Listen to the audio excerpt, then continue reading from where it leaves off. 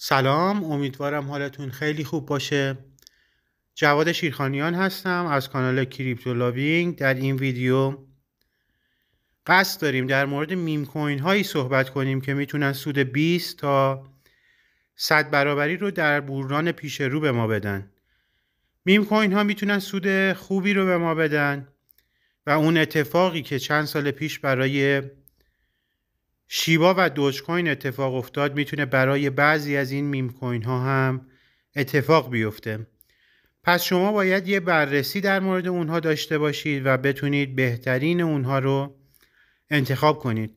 اولین مسئله پیدا کردن این میم کوین ها هست. مرحله بعدی تحلیل تکنیکال این میم کوین ها هست. اولین جایی که ما میتونیم این میم کوین ها رو پیدا کنیم سایت کوین مارکت کپ هست که هم ارزهایی که لیست شده رو نشون میده و هم صرافی‌هایی که میتونیم این میم کوین ها رو داخلش معامله کنیم. اگر در این قسمت روی گزینه کاتگوری کلیک کنید صفحه جدیدی باز میشه. روی میم کوین ها کلیک کنید.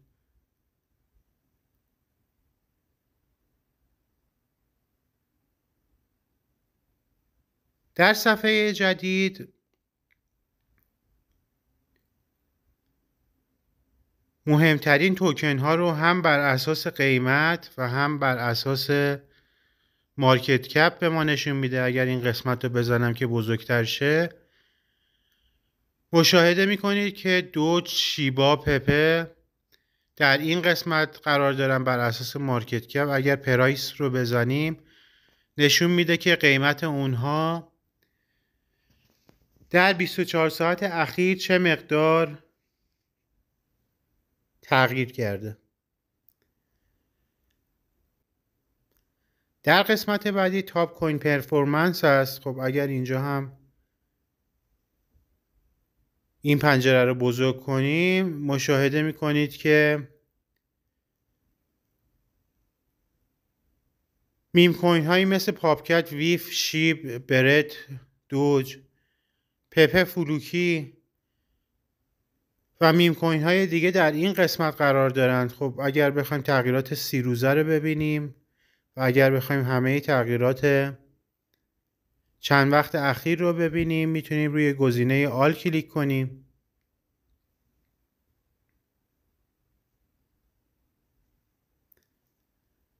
و در قسمت آخر مارکت کپ اونها رو به صورت کلی میتونیم ببینیم.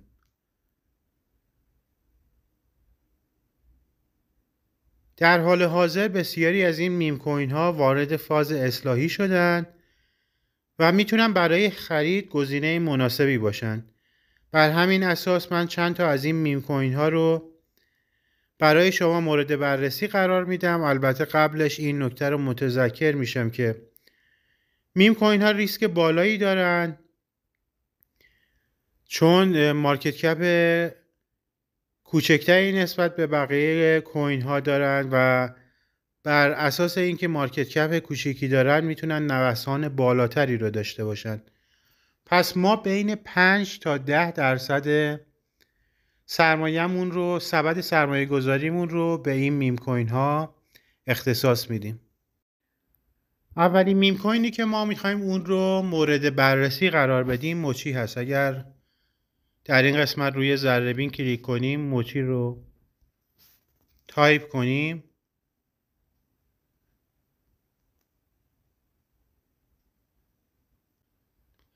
در صفحه جدید اطلاعات مربوط به میم کوین موچی رو میتونیم ببینیم. در رنک 1150 سایت کوین مارکت کپ هست. قیمتش 5 تا 0 8301 هست و در 24 ساعت اخیر هلوهوش 7.5% کاهش قیمت داشته.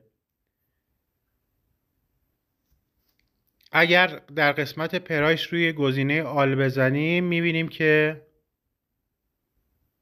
تقریبا ATHی که داشته 75 بوده، قیمتش الان 8 هست. حالا صفراشو در نظر نمیگیریم.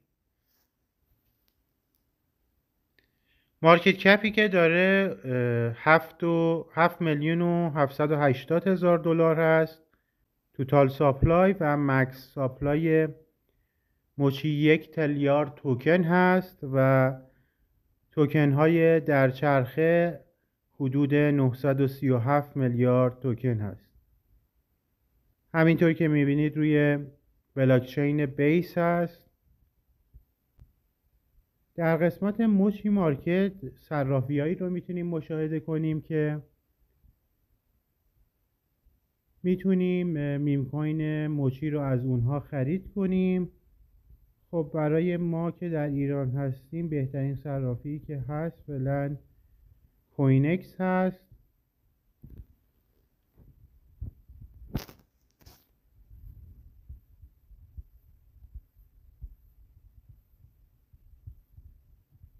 میتونید این ارز رو از صرافی کوینکس بخرید و اون رو به ولت خودتون که تراس ولت یا حالا متامسک است انتقال بدید.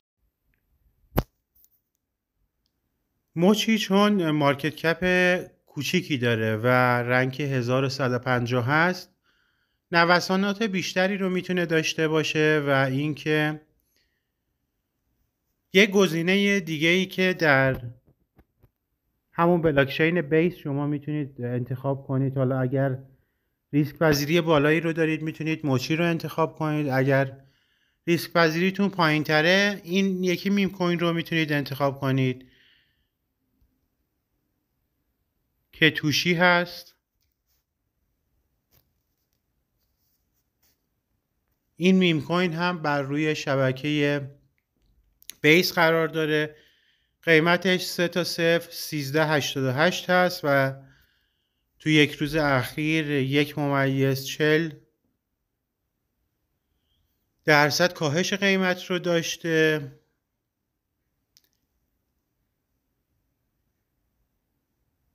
تقریبا ATH اون هولوهوش 6 هست، قیمت الانش 1 هست اگر صفرها رو در نظر نگیریم. مارکت کپش 56 میلیون دلار هست. مارکت کپ موچی حدود 8 میلیون دلار بود.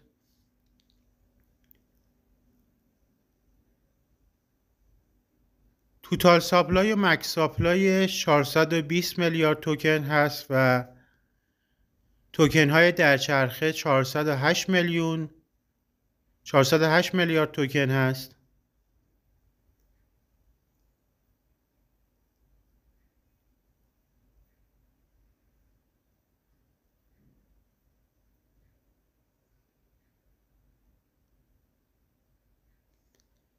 در این قسمت صرافی هایی که این میم کوین رو میتونید خرید کنید مشاهده میکنید.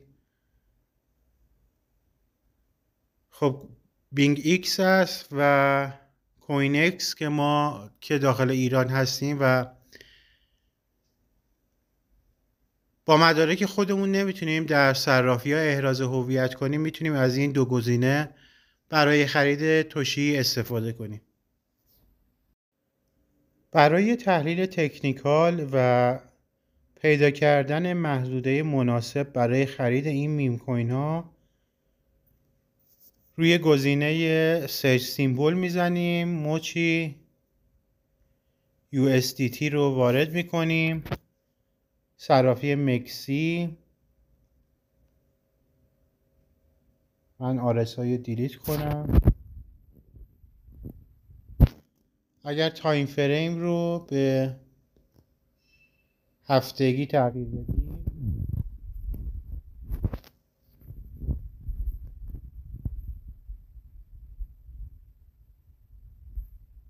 مشاهده میکنید که قیمت این ارز بعد از لیست شدن داخل صرافی مکسی رشد خیلی خوبی رو داشته و الان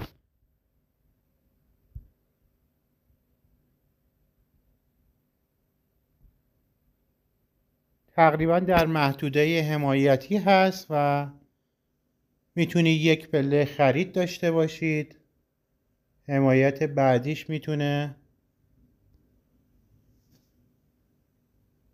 5-0 47 باشه.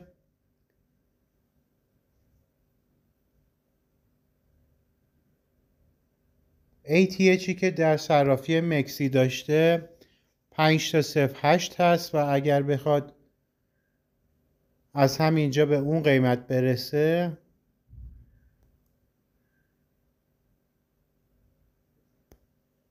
تقریبا باید 904% افزایش قیمت رو داشته باشه.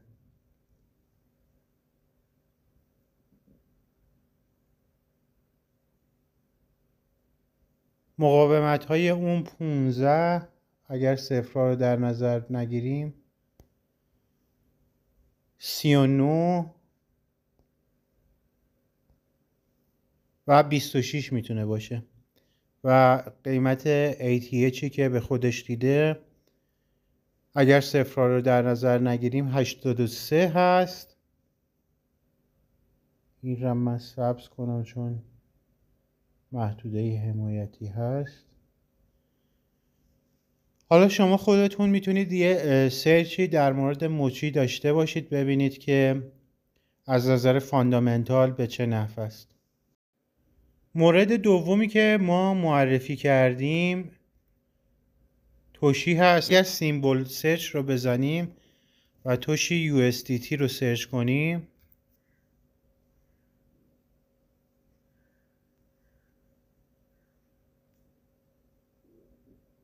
و چارت اون رو باز کنیم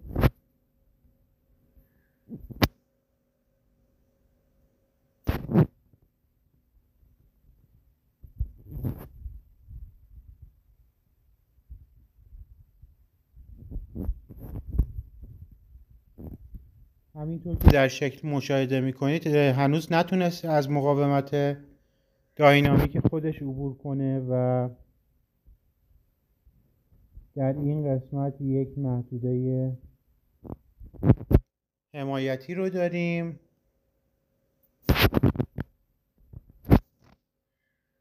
اگر صفرها را در نظر نگیریم محدوده 8 هستش. مقاومت های این میم کوین 23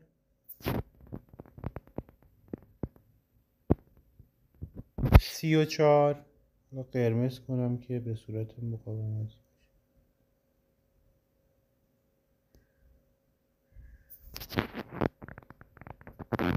محدوده 58 و ATH اون یعنی 2 تا 0.10 هست. خب اگر بخواد از همینجا یا از پایین این کندل رشد کنه و به محدوده ATH یا آل تایم های یا سقف قیمتی که داشته برسه حدود 788% باید قیمتش رشد کنه.